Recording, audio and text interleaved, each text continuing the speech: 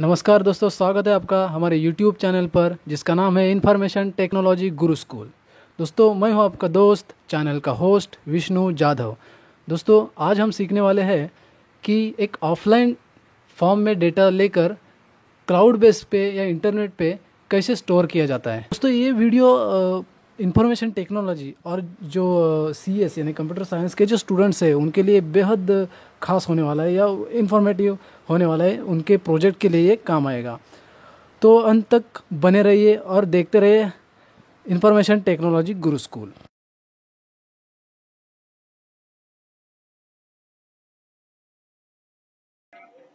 तो दोस्तों, इस प्रोजेक्ट को करने के लिए मैंने माइक्रोसॉफ्ट का विजुअल स्टूडियो 2017 इंस्टॉल किया हुआ है। और इंस्टॉल होने के बाद जो मैंने ओपन किया है वो उसका लेआउट कुछ इस प्रकार दिखता है। देखो, ये उसका होम पेज है, स्टार्ट पेज है इसका। यहाँ पर आप मेनू बार देख सकते हैं इसका। File, edit, view, project, build, debug, team, tools, test, analyse, windows help, ये उसका मेनू बार है।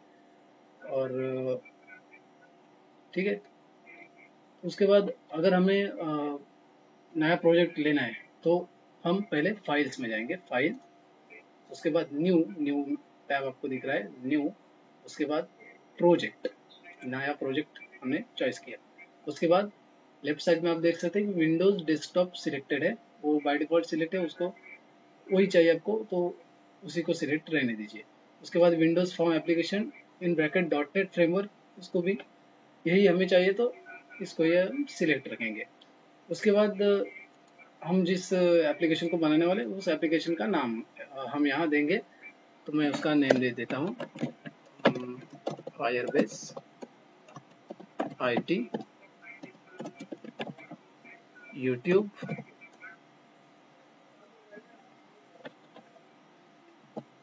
न्यू करके, मुझे पता चलने के लिए आप कुछ भी नहीं दे सकते। उसके बाद उसका लोकेशन, वो कहाँ स्टोर होना चाहिए उसका लोकेशन। देखो, ये फाइल का लोकेशन है, आप यहाँ से ब्राउज करके कोई भी लोकेशन चेंज कर सकते हैं। ठीक है, तो मैंने ये लोकेशन रहने देता हूँ। उसके बाद उसका solution, create directory for solution, ये उसका जो चेक बॉक्स है वो चेक्ड है, तो वैसे ही रहने दीजिए और ओके। उसके बाद वो हमारा प्रोजेक्ट लोड हो जाएगा। देखो यार, यहाँ इस प्रकार लोड होता है। लोड होने के बाद आप देख सकते हैं कि ये हमें एक एम्प्टी फॉर्म मिला है। एक एम्प्टी फॉर्म मिलता है। अब हमें जो कुछ डिज़ाइन करनी है वो इसी फॉर्म में करनी होती है।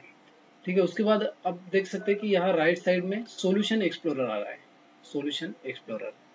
ठीक है, ये देखो, ये हमारा प्रोजेक्ट का नाम है और ये सब उसकी फाइल्स है। आप जो कुछ आप चेंजेस करेंगे, आप नया फॉर्म ऐड करेंगे और इमेजेस डालेंगे या फिर कुछ नया रेफरेंसेस डालेंगे, इसकी प्रॉपर्टीज होती है और कुछ ज़्यादा फाइल्स, रेफरेंस की फाइल्स होती है, वो सब कुछ इस सॉल्यूशन एक्सप्लोरर के अंदर ही आपको दिख सकती है। ठीक है, तो ये एक इम्पॉर्टेंट फैक्टर है इस प्रोजेक्ट का। उसके बाद आप लेफ्ट साइड में देख सकते हैं वो जो डॉक्ट है वो टूल बॉक्स। देखो, टूल बॉक्स, ये इसका टूल बॉक्स है। ये सारे टूल्स आप आपके प्रोजेक्ट्स में यूज कर सकते हैं। और इन्हें कैसे यूज करने हैं, सिर्फ ड्रैग एंड ड्रॉप करके आप यूज कर सकते हैं। ठीक है, ये हम आगे आगे हम यूज देखेंगे। उसके बाद देखो, अगर फॉर्म का कुछ नाम चेंज करना हो, फॉर्म की प्रॉपर्टीज चेंज करनी हो, तो उसका कलर चेंज करना हो, तो ये सब चीज़ें उसकी जो प्रॉपर्टीज, इन्हें सबको प्रॉपर्टीज कहते हैं। तो वो सब प्रॉपर्टीज आपको चेंज करनी हो तो इसके प्रॉपर्टीज में जाके, और वो कैसे जाना है, इस फॉर्म पर राइट क्लिक करो और प्रॉपर्टीज। अरे देखो, ये सब उसकी प्रॉपर्टीज, टेक्स्ट है, ये सब उसकी प्रॉपर्टीज, और आप यहाँ से चेंज कर सकते हैं। आप यहाँ फॉर्म 1 है तो उसको आप चेंज करिए, इसको फायरबेस प्रोजेक्ट। इसको ध्यान रखिए कि आप ज़्यादातर आप स्पेस वगैरह कुछ नहीं दे, सब कैरेक्टर का यूज करिए या फिर स्पेशल कैरेक्टर जैसे होते, अंडरस्कोर है, डैश है, उसकी तरह उस प्रकार के सब स्पेशल कैरेक्टर आप यूज कर सकते हैं, लेकिन स्पेस ज़्यादातर आप नहीं दे। ठीक है, और वो जैसे आपने यहाँ चेंज किया वो देखो यहाँ आ रहा है। अब इस प्रकार इसकी प्रॉपर्टीज चेंज करते हैं। तो उसके बाद इस फॉर्म को हमें डिजाइन करना है। देखो अब हमें टूल बॉक्स में जाना है, टूल बॉक्स। उसके बाद हमें क्या चाहिए, मेनू बार चाहिए। तो मैं यहाँ टूल बॉक्स पर सर्च करता हूँ मेनू बार। देखो मेनू बार, मेनू स्ट्रिप, देखो यहाँ मेनू, और ये हमें लेनी है, इसलिए मैंने इस पर ड्रैग करेंगे और इसको यहाँ इस फॉर्म के आके छोड़ देंगे, ड्रॉप करेंगे। तो देखो ये यहाँ मेनू स्ट्रिप आ चुकी है। तो इस यहाँ इसको छोड़ के आप यहाँ मेनूज ऐड कर सकते हैं। देखो यहाँ टाइप हियर, पहला मेनू हम ऐड कर रहे हैं। पहला मेनू हमारा होगा मास्टर, ठीक है। उसके बाद का मेनू ऐड करने के लिए आपको आगे ही टेक्स्ट बॉक्स दिखा रहा है, आप यहाँ ऐड कर सकते हैं, ठीक है। उसके बाद हम लेंगे इंफॉर्मेशन, उसके बाद लेंगे ट्रांजैक्शन, जो फीस वगैरह, फीस और पेमेंट से रिलेटेड जो कुछ ट्रांजैक्शन है उसकी, अगर उसका डेटा सेव करने के लिए हमने यहाँ ट्रांजैक्शन लिया, ट्रांजैक्शन। उसके बाद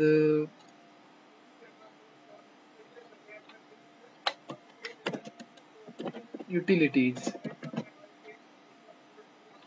और उसके बाद एग्जिट। बस इतने ही मैं टैब ले रहा हूँ एक एग्जांपल के लिए। आप आपके हिसाब से, आपके प्रोजेक्ट के हिसाब से आप ज़्यादा टैब्स ऐड कर सकते हैं, ठीक है। एग्जिट। तो मैंने ये 5 टैब लिए हैं। और देखो, लेकिन ये सिर्फ ऐसे नॉर्मल दिख रहे हैं, इसका कुछ फॉन्ट स्टाइल हमने नहीं दिए, इसको कुछ कलर नहीं दिया है। तो इस वो सब करने के लिए हमें इसके प्रॉपर्टीज पे जाना है। देखो इसकी प्रॉपर्टीज मैंने चेंज कर दी है, इसलिए मास्टर पे जाता हूँ, मास्टर, और राइट क्लिक करता हूँ इसको, और इसके प्रॉपर्टीज में जाना है, ठीक है। ये प्रॉपर्टीज। अब हमें क्या ढूंढना है, इसका 4 कलर हमें चेंज करना है, या फिर उसकी जो स्टाइल होते हैं, फॉन्ट स्टाइल, वो हमें चेंज करने। तो यहाँ लेफ्ट साइड में हमें फॉन्ट या कुछ फॉन्ट स्टाइल या 4 ऐसा कुछ सर्च करना है। देखो यहाँ बैक कलर भी आप चेंज कर सकते हैं, ये भी प्रॉपर्टीज है इसमें। देखो यहाँ फॉन्ट, दिखेगा। चेंज करने के लिए, फिर इसकी फॉन्ट की स्टाइल और साइज चेंज करने के लिए हमें फॉन्ट प्रॉपर्टीज में जाके यहाँ पर आपको क्लिक करना पड़ेगा। उसके बाद जो कुछ उसकी प्रॉपर्टीज है वो आपको दिखेगी।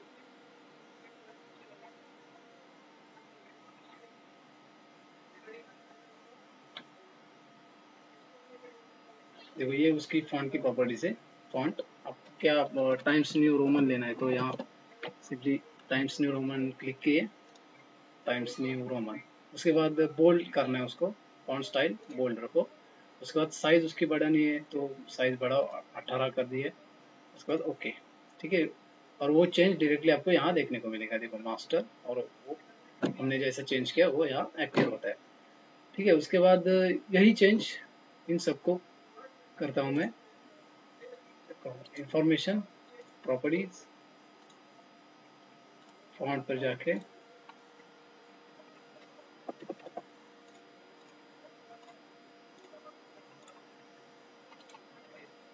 इसकी प्रॉपर्टीज,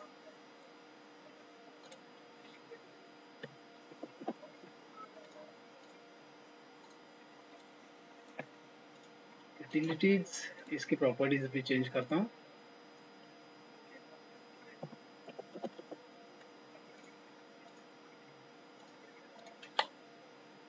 और एग्जिट का क्या करना है, हमें रेड कलर भी देना है, क्योंकि आप अपने हिसाब से डिजाइन कर सकते हैं। लेकिन एग्जिट क्या होता है, ज़्यादातर रेड या फिर कुछ कलर में किया तो ज़्यादा ध्यान जाता है उस पर। तो आप अपने हिसाब से वो हाईलाइट करने के लिए कुछ भी कर सकते हैं। उसको फॉन्ट मैंने पहले चेंज किया, उसका टाइम्स न्यू रोमन बोल्ड किया, उसकी साइज बढ़ा दी।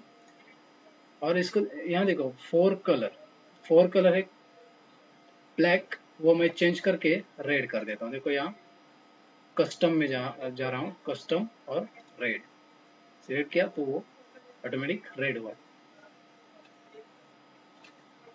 ठीक है। तो अब हमें क्या करना है, ये फॉर्म थोड़ा सा बढ़ा देता हूँ मैं। और ये कैसे बढ़ाना है, देखो यहाँ रिसाइज करने के लिए इसका प्रॉपर्टी दी गई है, कितना भी आप रख सकते हैं। ठीक है, मैंने इतना बढ़ा दिया। तो अब क्या करना है कि एक बैकग्राउंड इमेज लेते हैं हम।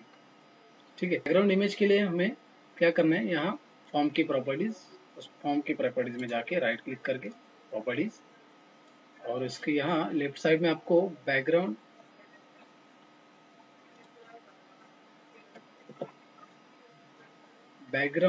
की प्रॉपर्टीज ढूंढनी है।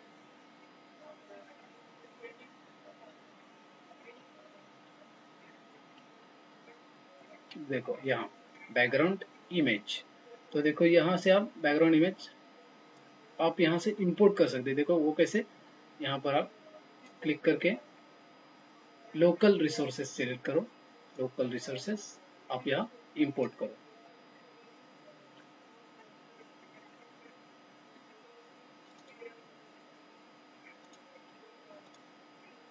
जहाँ वो इमेज है वहाँ से आप उठा सकते हैं इसको। मेरी इमेज है इस फोल्डर में, और देखो ये हमारी इमेज है, वो यहाँ से ओपन की। देखो वो इमेज अभी बहुत बड़ी है देखो, और वो हमारे फॉर्म के भी बाहर जा रहे हैं, तो इसको हमने रिसाइज करना चाहिए। तो क्या करना पड़ेगा, अभी उसको राइट क्लिक करके प्रॉपर्टीज, ये हमें इमेज ली, उसके बाद इमेज बैकग्राउंड इमेज लेआउट आपको यहाँ पर दिखेगा, उसके ठीक नीचे।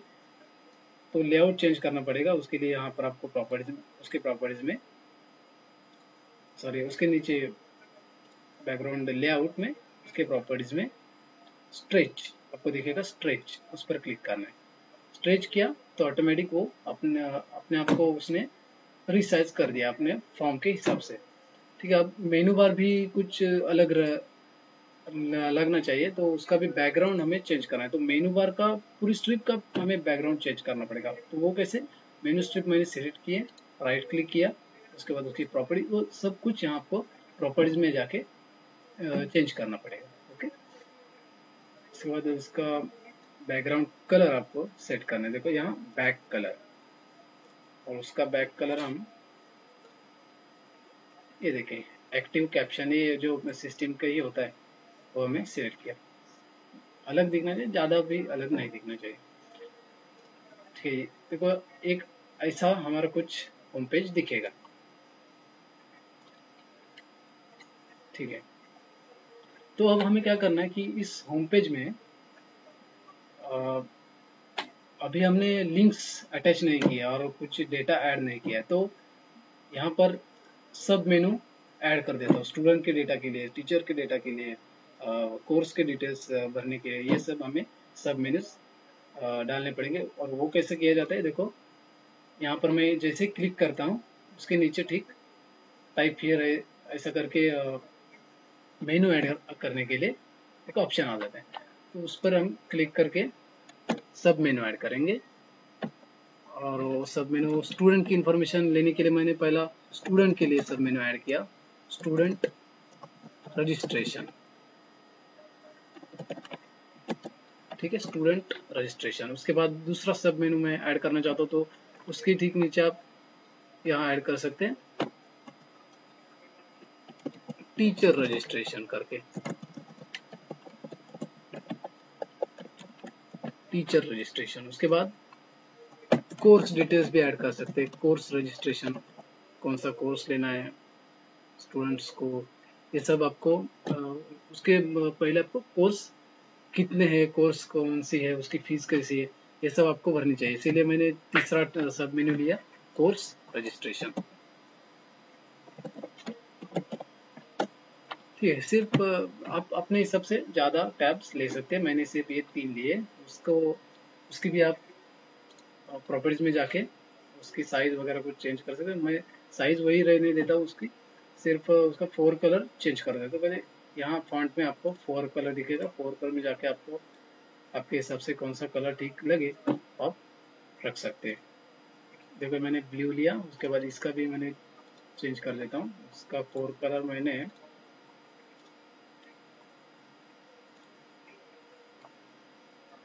टील नाम का उसका 4 कलर दिया। उसके बाद कोर्स रजिस्ट्रेशन का 4 कलर, ये वाला मैं कोर्स रजिस्ट्रेशन के लिए दिया। तो देखो ये कुछ मास्टर और मेनू से कुछ अलग दिखेंगे, सब मेन्यू दिखेंगे, ठीक है। उसके बाद इंफॉर्मेशन में आप सब मेन्यू डाल सकते हैं, यहाँ पर आप कहीं पर चाहे सब मेन्यू इनको डाल सकते हैं। अब आपकी इस प्रोजेक्ट में हमें सिर्फ फॉर्म में डेटा ऐड करना है और वो स्टोर करना है ऑनलाइन क्लाउड बेस पे। तो इसलिए मैंने सिर्फ ये ऐड करने के लिए तीन टैब, तीन सब मेन्यूज लिए, ठीक है। तो अब क्या करना है, स्टूडेंट रजिस्ट्रेशन का जो है वो हमें फॉर्म बनाना है और वो इस फॉर्म को और इस सब मेनू को अटैच करना है। जहाँ जैसे कि यहाँ अगर क्लिक किया स्टूडेंट रजिस्ट्रेशन पे तो स्टूडेंट रजिस्ट्रेशन का जो फॉर्म होता है वो ओपन हो जाए। इसीलिए मैं एक अलग सा फॉर्म बनाऊंगा स्टूडेंट रजिस्ट्रेशन के लिए। तो इसीलिए मुझे क्या करना पड़ेगा, सॉल्यूशन एक्सप्लोरर में आपके जो कुछ फॉर्म्स होते हैं, जो कुछ रेफरेंसेस होते हैं, वो सब सॉल्यूशन एक्सप्लोरर में होते हैं। तो मुझे सॉल्यूशन एक्सप्लोरर में जाना पड़ेगा। देखो सॉल्यूशन एक्सप्लोरर में, और यहाँ आपका प्रोजेक्ट का नेम, उस पर क्लिक करके राइट क्लिक करके देखो यहाँ ऐड है, ऐड विंडोज फॉर्म। इस विंडोज फॉर्म में आपको क्लिक करना पड़ेगा। आपको विंडोज फॉर्म ही लेना है, जैसे कि हमारा ये होम पेज है वो भी एक विंडोज फॉर्म है। विंडोज फॉर्म पर क्लिक किया,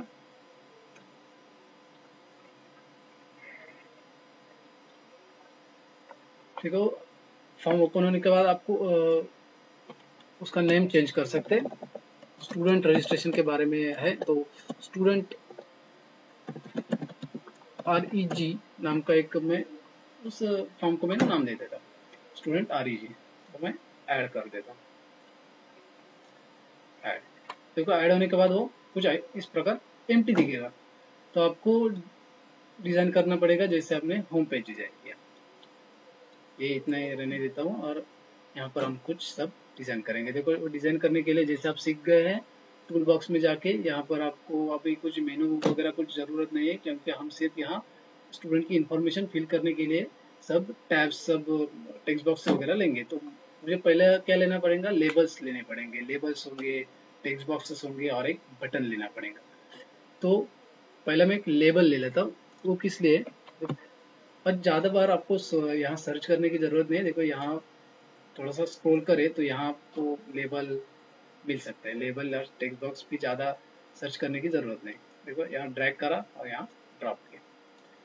अब देखो ये लेबल 1 इसका नेम आ रहा है, तो इसकी भी प्रॉपर्टीज हमें चेंज करनी है। तो वो कैसे, राइट क्लिक करो और प्रॉपर्टीज, उसके बाद इसका टेक्स्ट चेंज करो, वो हटाओ सब, और इसका टेक्स्ट स्टूडेंट रजिस्ट्रेशन और एंटर करो। देखो यहाँ उसका नेम चेंज हुआ है स्टूडेंट रजिस्ट्रेशन, लेकिन अभी कुछ ऐसा स्टाइल दो उसको, कुछ फॉन्ट स्टाइल चेंज करो, फॉन्ट, उसका फॉन्ट साइज बढ़ाओ, या आपने जो पिछले वाले इस फॉर्म में किया, होम पेज के फॉर्म में, वैसे ही सभी प्रॉपर्टीज आप इस फॉर्म में भी यूज कर सकते हैं। मैं इसका 4 कलर भी चेंज कर देता हूँ, 4 कलर ब्लू लेता हूँ और फॉन्ट उसका थोड़ा सा बढ़ा देता हूँ।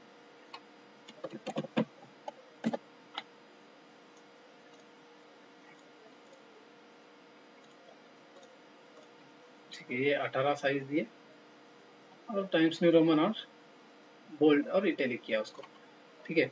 अब हमें ये देखो, ये यहाँ पर जाके आप कहाँ पे भी इस फॉर्म में कहीं पे भी आपको इसको रख सकते हैं। देखो यहाँ सेंटर में। उसके बाद आपको क्या लेने हैं, अभी लेबल्स लेने हैं। लेबल्स क्या करते हैं, सिर्फ लेबल, सिर्फ वो टेक्स्ट दिखता है, और आपको डेटा लेने के लिए आपको टेक्स्ट बॉक्सेस यूज करने पड़ेंगे। वो कैसे किया जाता है, देखो ग्रुप बॉक्स पहले ले लेता हूँ। ग्रुप बॉक्स, ग्रुप बॉक्स क्या करता है, वो सब जो चीजें होती है उसका एक ग्रुप बना देता है। देखो ये ग्रुप बॉक्स मैंने कुछ बड़ा किया,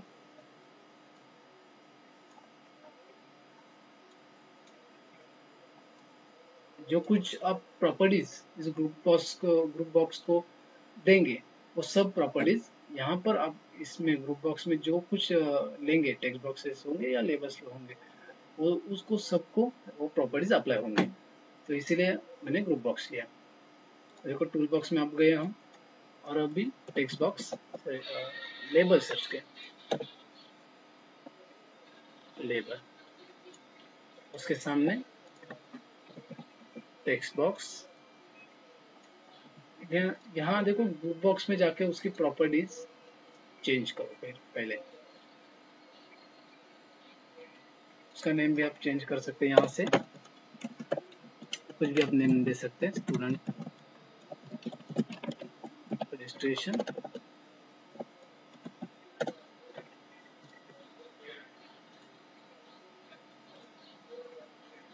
और उसका कलर, ठीक है। आपने जहाँ इसका कलर जैसे ही आपने चेंज किया, देखो यहाँ पर ग्रुप बॉक्स का, वैसे इस लेबल का भी कलर देखो ब्लू हो जाए, तो इसका कलर भी ब्लू हो गया। तो ये क्यों हुआ, आपने ग्रुप बॉक्स लिया इसलिए, ठीक है। तो आप जो कुछ इस ग्रुप बॉक्स के प्रॉपर्टीज में आप जो कुछ चेंज करेंगे वो ऑटोमेटिकली इसमें जो कुछ फील्ड्स होंगे उस पर अप्लाई होंगे। इसीलिए मैंने फॉन्ट भी चेंज कर दिया, यहाँ पर टाइम्स न्यू रोमन किया, बोल्ड किया, ठीक है। देखो यहाँ अब हमें क्या करना है कि इस लेवल 2 का नाम चेंज करना है। तो लेवल 2, इस पर प्रॉपर्टीज में आके राइट क्लिक, और लेवल 2 क्या होगा, स्टूडेंट रजिस्टर, स्टूडेंट का नेम, ठीक है, स्टूडेंट का नेम। और इस टेक्स्ट बॉक्स में हम स्टूडेंट का नेम इनपुट करके लेंगे, ठीक है।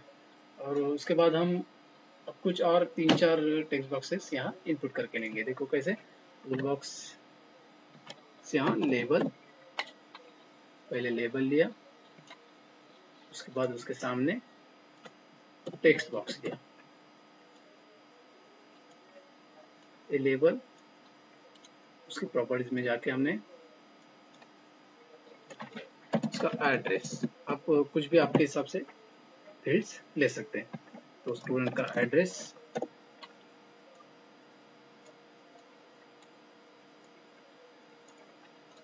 उसके बाद यही मैं कॉपी कर देता हूँ। देखो यहाँ कॉपी किया, पेस्ट किया, और यहाँ ड्रैग किया और ड्रॉप। देखो एड्रेस, इसको भी हम रीनेम करके उसको कुछ मोबाइल नंबर स्टूडेंट का, ठीक है। तो मोबाइल नंबर दिया, उसके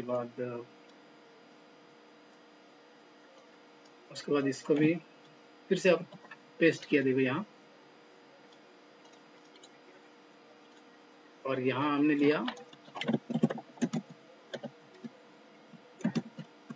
ईमेल आईडी,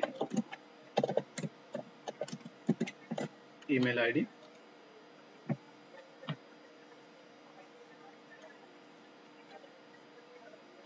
तो अभी हमें हर एक फील्ड होती है जहाँ, तो अभी हम एक फील्ड ऐड करेंगे जो ज़्यादातर फॉर्म्स में होती है, जेंडर, सॉरी,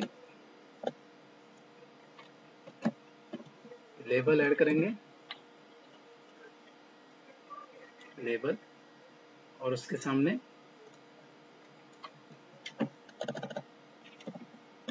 एक कॉम्बो बॉक्स ड्रॉप करेंगे। देखो कॉम्बो बॉक्स, ये मल्टीपल चॉइस से एक चॉइस करने के लिए, ठीक है। लेबल की प्रॉपर्टीज में हम जाके इसको जेंडर,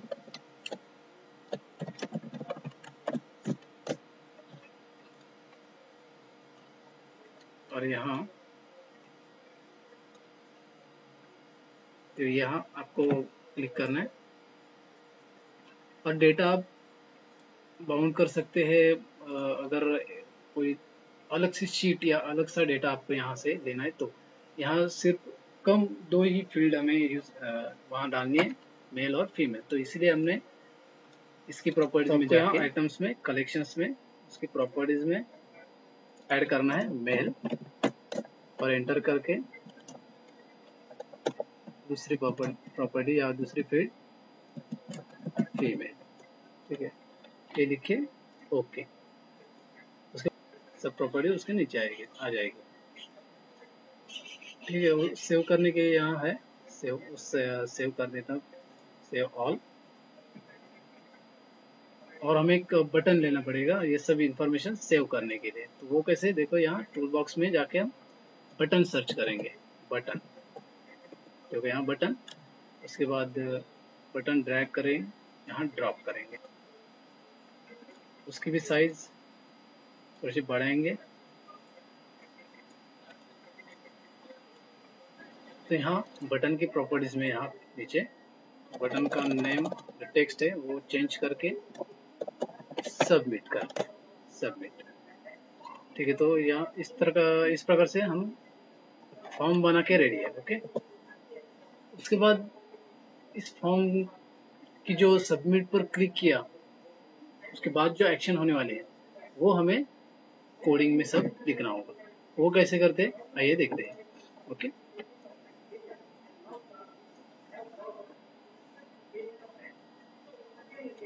उसके कोडिंग में जाने के लिए आपको सबमिट बटन पर डबल क्लिक करना पड़ेगा। देखो डबल क्लिक करके वो आप उसका कोड देख सकते हैं,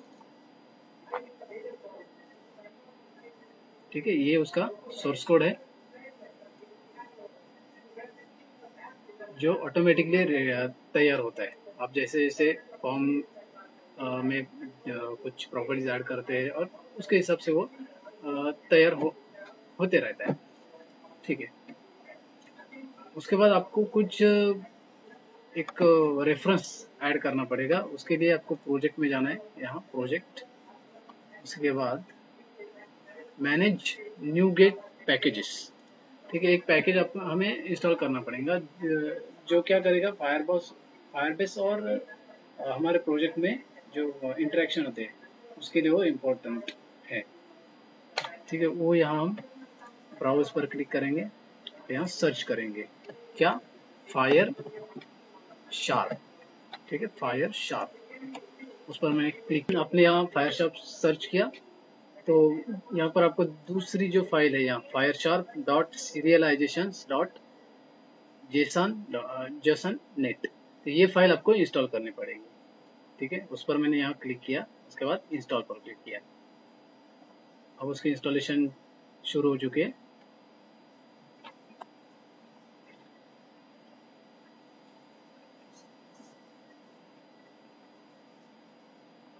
ठीक है। ये पॉपअप आ जाएगा, उस पर ओके पर क्लिक कर दीजिए।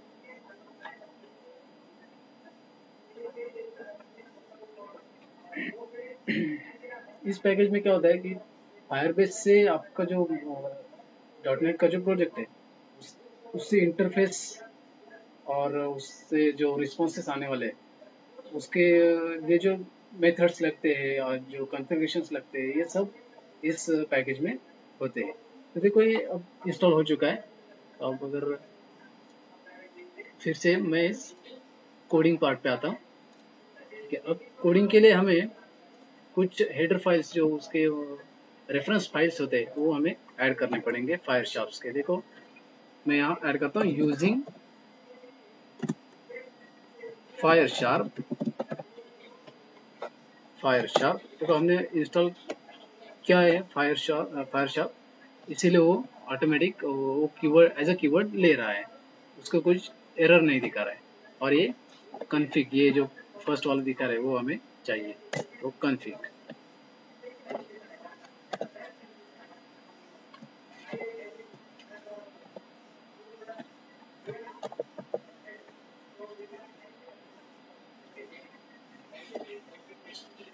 ठीक है। उसके बाद यूजिंग फायर शार्प, दूसरी हमें रेफरेंस फाइल चाहिए using fire sharp dot interface, जो हमें हमारे प्रोजेक्ट और फायरबेस इसका जो इंटरफेस होना है उसके लिए ये इंटरफेस फाइल ज़रूरी है, ठीक है, इंटरफेस। उसके बाद और एक फाइल इंपॉर्टेंट है वो है फायर शार्प डॉट रिस्पॉन्स, जो रिस्पॉन्सेस आने वाले हैं हमारे प्रोजेक्ट के थ्रू जो कम्युनिकेशन होने वाला है फायरबेस एप्लीकेशन को, और वहाँ से जो रिस्पॉन्सेस हम कलेक्ट करने वाले, इसके लिए हमें ये रिस्पॉन्स रेफरेंस की आवश्यकता होती है। ठीक है, ये 3 रेफरेंसेस हमने दिए है। ठीक है, अब उसके बाद है ना हमें एक क्लास ऐड करना पड़ेगा, जो सब क्या करेगा, वो उसमें की होगी जी, जो क्या करेगी, गूगल फायरबेस और हमारा जो एप्लीकेशन, डेस्कटॉप एप्लीकेशन, वो उसको जोड़ने का काम करेगी। वो की इनपुट करने के लिए हमें एक क्लास की ज़रूरत होती है, और वो क्लास मैं यहाँ डाल देता हूँ, आई Firebase, I I Firebase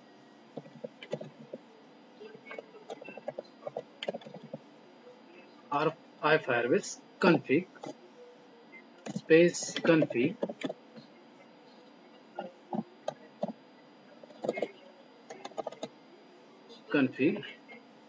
is equal to new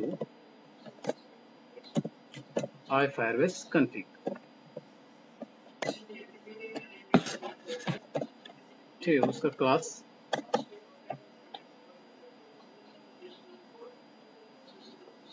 और यहाँ हम एक की डालेंगे, जो जैसे कि ऑथ सीक्रेट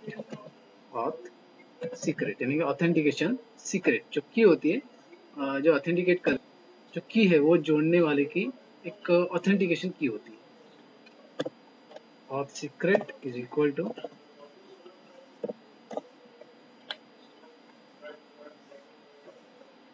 ऑथ सीक्रेट, और दूसरी है बेस पाथ।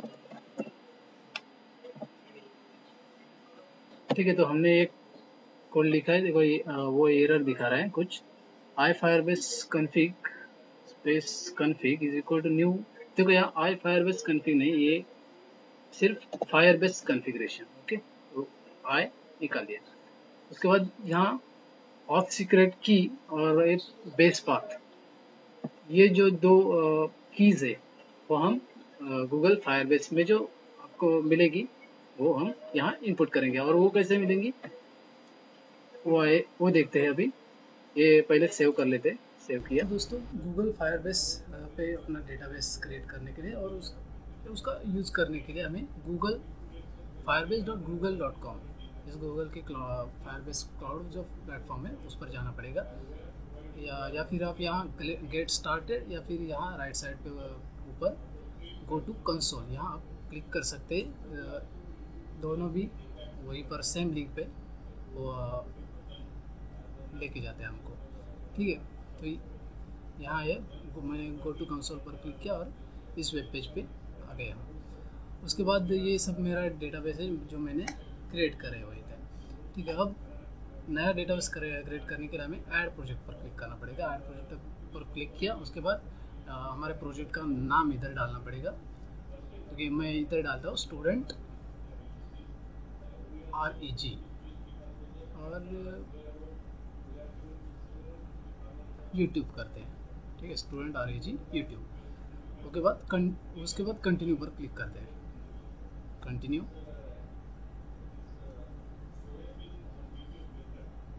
उसके बाद वो आपको नेक्स्ट पेज पे लेके आएगा, जहाँ उसे कुछ परमिशन चाहिए होती है। ठीक है, गूगल एनालिटिक्स को, तो वो परमिशन हम इनेबल करेंगे। देखो इनेबल, और ये कंटिन्यू पर हम सिंपली क्लिक करेंगे। ठीक है, उसके बाद एनालिटिक्स लोकेशन यहाँ यूनाइटेड स्टेट्स वगैरह है, तो वही वैसे बाय डिफ़ॉल्ट वैसे ही रख के ये सिर्फ एक्सेप्ट करो, या फिर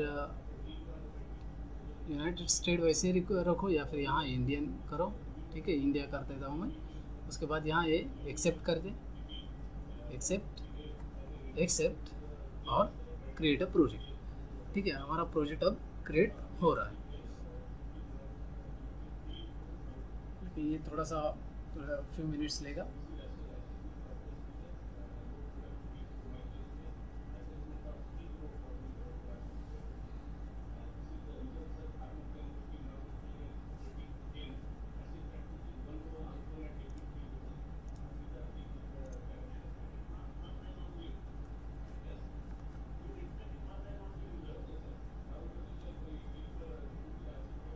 ठीक है, इतना अब यहाँ है कि your new project is ready, तो मैंने कंटिन्यू पर यहाँ क्लिक किया। ठीक है, कंटिन्यू। उसके बाद देखो ये हमारा प्रोजेक्ट यहाँ स्टूडेंट RG यूट्यूब नाम से ऐड हो चुका है। उसके बाद ये आपको लेआउट देखने को मिलेगा। ओके,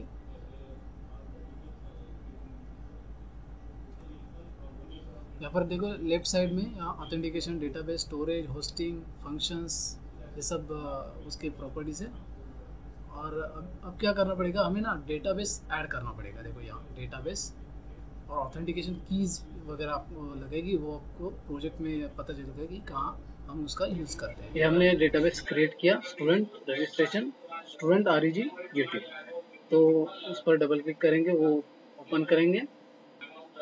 उसके डेटाबेस के लिए आपको यहाँ दो ऑप्शन मिलेंगे, क्लाउड फायर स्टोर, और दूसरा ऑप्शन है यहाँ रियल टाइम डेटाबेस। तो आपको यहाँ रियल टाइम डेटाबेस पे क्लिक करना है, क्रिएट डेटाबेस पे, क्रिएट डेटाबेस, और उसके बाद start in test mode. Okay, उस पर क्लिक करना है, start in test mode, enable. ठीक है, तो आप इस प्रकार इस विंडो पर आ जाएंगे। तो आप यहाँ पर जो आपको की दिखाई दे रही है, ये आपको कॉपी करके लेनी है। ओके, ये आपको कॉपी करके अपने इस प्रोजेक्ट में बेस पाथ, जहाँ जो है बेस पाथ, उस पर पेस्ट करना है। तो ये हुआ बेस पाथ। दूसरा ऑथ सीक्रेट आपको चाहिए, ये की एक जोड़ने का काम करेगी फायरबेस और हमारे फायर शार्प को, और वो ऑथेंटिकेट करने का काम करेगी। तो उसके लिए हमें सेटिंग में जाना है, प्रोजेक्ट सेटिंग। उसके बाद देखो ये सर्विस अकाउंट्स, ठीक है। उसके बाद database secrets,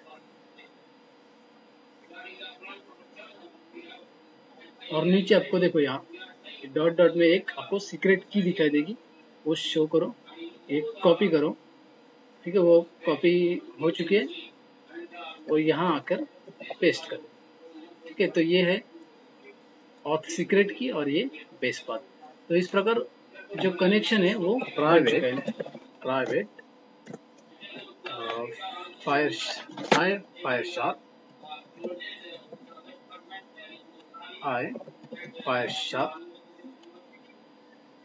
Firebase client, okay, और उसका ऑब्जेक्ट क्रिएट किया क्लाइंट। ठीक है, क्लाइंट उसका ऑब्जेक्ट। अब ये जब कंपोनेंट इनिशियलाइज होगा, उसके बाद एक यहाँ पर भी हम एक मेथड के आगे कुछ कोड लिखेंगे। स्टूडेंट रजिस्ट्रेशन फॉर्म जब लोड होगा तो क्या होना चाहिए, इसके लिए मैं एक यहाँ कोड लिखने वाला हूँ।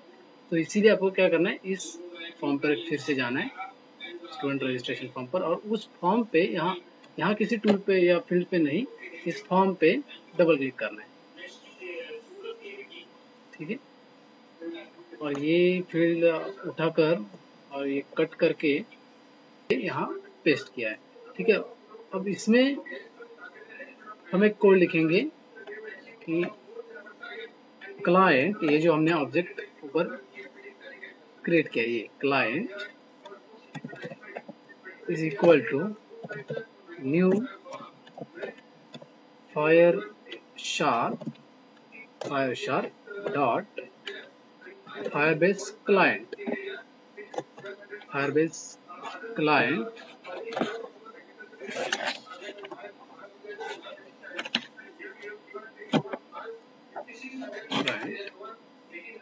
इन ब्रैकेट जो हमने ऊपर है कॉन्फ़िगरेशन डाला है,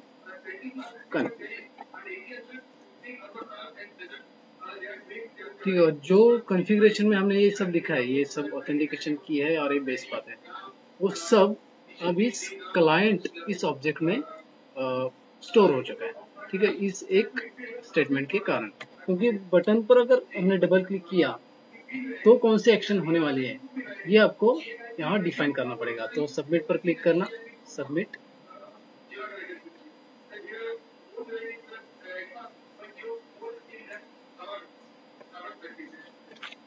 और यहाँ data is equal to new data.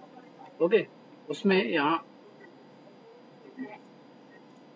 ये जो 5 टेक्स्ट बॉक्सेस है या फिर 5 फील्ड्स है, वो हमें वहाँ डिफाइन करने पड़ेंगे, और वो डेटा किस टेक्स्ट बॉक्स से आने वाला है ये भी आपको डिफाइन करना पड़ेगा।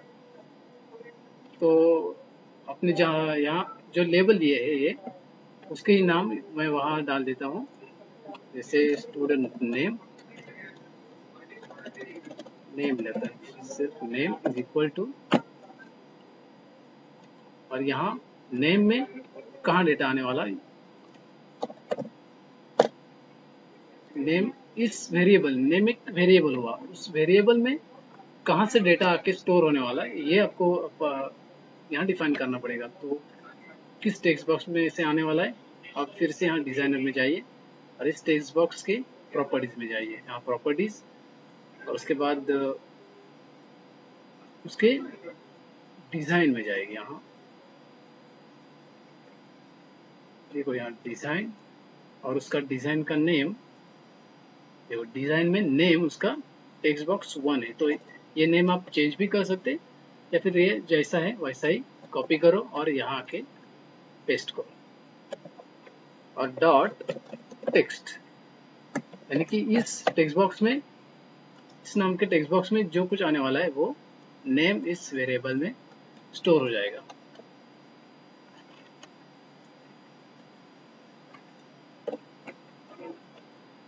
नेम, उसके बाद होगा एड्रेस इज इक्वल टू, वो आई थिंक टेक्स्ट बॉक्स 2 होगा, डॉट टेक्स्ट कॉमा,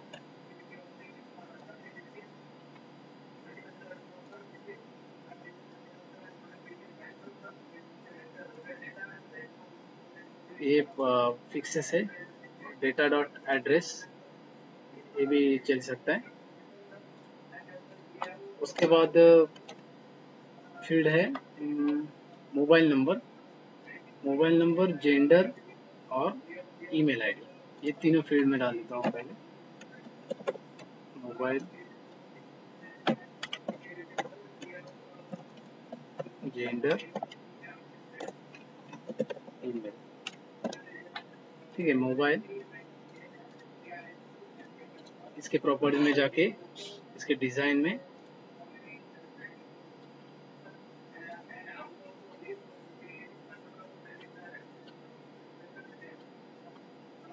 उसका नेम टेक्स्ट बॉक्स 3 है, ये कॉपी करते हैं, कॉम्बो बॉक्स 1 जेंडर का कॉम्बो बॉक्स 1 और ईमेल आईडी का टेक्स्ट बॉक्स 4, तो इसका होगा text box 3 dot text, gender का होगा कॉम्बो बॉक्स 1 डॉट टेक्स्ट, और ईमेल का होगा टेक्स्ट बॉक्स 4 डॉट टेक्स्ट। जो एरर आ रहा है वो यहाँ इस एरर, जो एरर शो कर रहा है उस पर जाके यहाँ एरो पर क्लिक कीजिए, यहाँ पर एरो पर क्लिक कीजिए और generate property data dot mobile उस पर क्लिक कीजिए, और जेंडर पे भी जाके वहाँ ऐसे ही सेम, ईमेल पे भी जाके सेम। तो क्या है, डेटा डॉट और आपका वेरिएबल का नेम इस नाम से वो स्टोर हो जाएगा, और ये डेटा इसी क्लास में वो स्टोर हो जाएगा। ठीक है, इसके ये 5 मैंने वेरिएबल बना के, वो जो टेक्स्ट बॉक्स की जो फील्ड्स है वो इसी वेरिएबल में स्टोर हो जाएगा। अब आपको क्या करना है, देखो यहाँ मैंने कुछ कोड लिखा है पहले से ही, set response space response set करने के लिए सेट रिस्पॉन्स स्पेस रिस्पॉन्स, इसका ऑब्जेक्ट है, is equal to await client dot set task as a sync and staff information हम निकाल के ये इसका अलग नाम देता हूँ, student registration, REG, student ID भी ले लेते हैं।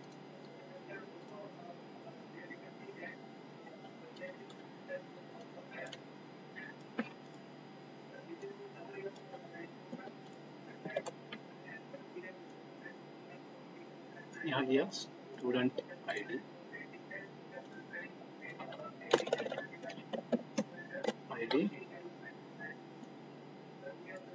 स्टूडेंट आईडी भी ले लेते हैं।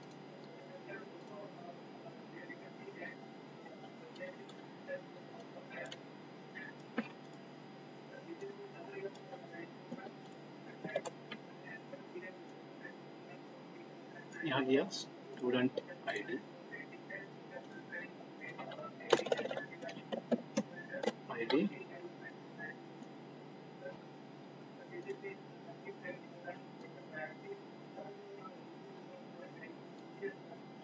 Technique box 5 of id equal to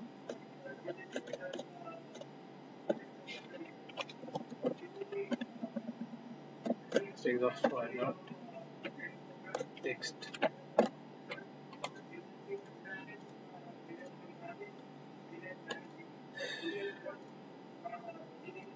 ठीक है, अब आपको यहाँ क्या करना है, set response, response is equal to await client dot set task async student R E G. ये एक अपने फोल्डर का नाम होगा जिसमें या फिर उस टेबल टैग का नाम होगा जिसके अंडर हमारा ये डेटा स्टोर हो जाएगा।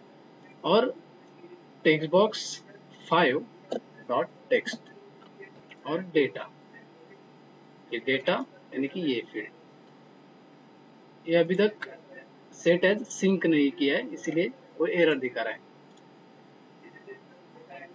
इसीलिए इसको एरर की जो शो कर रहा है उस पर जाके मेक मेथड एज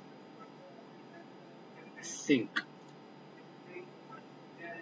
ठीक है, वो सब एरर चले गए।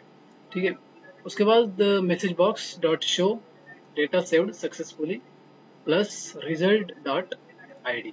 ठीक है, डेटा, उसके बाद रिजल्ट ये मैंने वेरिएबल दिया, उसमें response dot result as data, ये सब रिजल्ट, हाँ वो रिस्पॉन्स यानी कि ये ऑब्जेक्ट ये बाइंड करेगा और रिजल्ट इस अनदर वेरिएबल में स्टोर करेगा। तो और अगर वो स्टोर हुआ तो ये मैसेज शो होगा, डेटा सेव्ड सक्सेसफुली। ये जो फॉर्म हमने बनाया है वो हमारे होम पेज का जो मेन फॉर्म है उसको अटैच करना पड़ेगा ताकि इसकी लिंकिंग हो सके। देखो मास्टर में यहाँ हमने स्टूडेंट रजिस्ट्रेशन दिया है तो उस पर डबल क्लिक करेंगे और उसके कोड में हम आएंगे और जो फॉर्म हमें यहाँ लिंक करना है, स्टूडेंट आरजी स्पेस stdrg, ऐसा हमने ऑब्जेक्ट क्रिएट किया, उसको is equal to new student RG.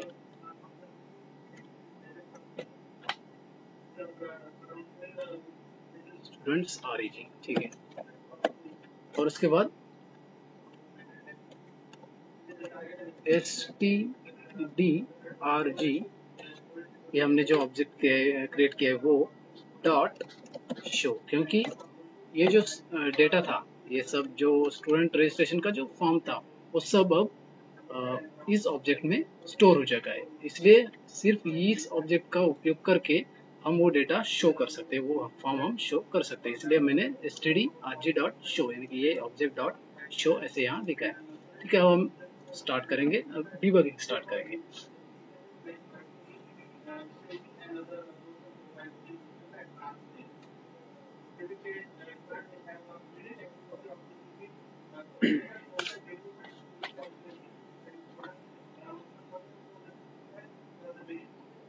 ठीक है, देखो ये हमारा प्रोजेक्ट ऐसा दिखेगा। उसके बाद मास्टर में स्टूडेंट रजिस्ट्रेशन पे क्लिक किया, स्टूडेंट आईडी डाला, 3 डाला, इस बार 3, स्टूडेंट नेम डाला विष्णु, एड्रेस डाला खेद, मोबाइल नंबर, उसके बाद जेंडर और ईमेल आईडी। सबमिट पर क्लिक किया। उसके बाद यहाँ मैसेज आया डेटा सेव्ड सक्सेसफुली। ओके, हमारा डेटा फायरबेस पे सक्सेसफुली सेव हो चुका है, तो लिंकिंग हमारा सही है। ठीक है, हमने जो ऑथेंटिकेशन की वगैरह कुछ यूज़ किया वो सही बैठा है। उसके बाद यहाँ डेटा हम देखेंगे, देखो ये रिफ्रेश वगैरह कुछ करने की ज़रूरत नहीं होती, सिर्फ इंटरनेट कनेक्शन अच्छा मतलब हुआ तो फिर बात बनती है। और क्योंकि वो रियल टाइम डेटाबेस है, वो रिफ्रेश होते रहता है। देखो यहाँ स्टूडेंट REG, इस पर क्लिक किया, देखो ये अभी मैंने भरा हुआ डेटा विष्णु, यहाँ name, ID 3, mobile number, gender, mail ID और एड्रेस। ठीक है, तो इस प्रकार हमारा डेटा क्लाउड पे यानी गूगल फायरबेस पे, उसकी गूगल फायरबेस प्लेटफॉर्म पे हमारा डेटा स्टोर हो चुका है एक ऑफलाइन डेस्कटॉप बेस्ड एप्लीकेशन के थ्रू। तो अब वो ऑफलाइन मैं किसी भी कहाँ भी मैं वो रन कर सकता हूँ, और ये डेटा मैं कहीं से भी बैठ कर जहाँ इंटरनेट कनेक्शन हो कहीं से भी मोबाइल पर भी देख सकता हूँ या फिर लैपटॉप पर भी देख सकता हूँ। तो इसका एक IT और CS के जो स्टूडेंट्स हैं उसको उनको प्रोजेक्ट के लिए ज़्यादा फायदा होगा, क्योंकि कुछ अलग प्रोजेक्ट हो सकता है उनका, क्योंकि ज़्यादातर मैंने देखा है कि जो डेस्कटॉप बेसिस एप्लीकेशन बनते हैं और उसके उसमें कुछ ज़्यादा ऐसा अट्रैक्टिव नहीं होता है और कुछ अलग नहीं होता है, जो कुछ दूसरों से कुछ ज़्यादा अलग नहीं होता है। तो इसमें अलग क्या होगा कि आपका प्रोजेक्ट डेस्कटॉप बेस ही रहेगा, लेकिन जो आपका डेटाबेस है वो आपका बड़ा डेटाबेस होता है, तो वो डेटा क्लाउड पे स्टोर हो जाएगा। तो ये आपका एडवांटेज बनेगा IT और तो दोस्तों, अगर आज का वीडियो आपको पसंद आया हो और ये आपके कॉलेज के लिए काम आएगा ऐसा आपको लग रहा हो तो प्लीज़ इसको लाइक कीजिए, शेयर कीजिए और हमारा चैनल सब्सक्राइब कीजिए। चलो फिर मिलते हैं अगले संडे इसी चैनल पर। तब तक चैनल पर बने रहिए और सीखते रहिए। धन्यवाद।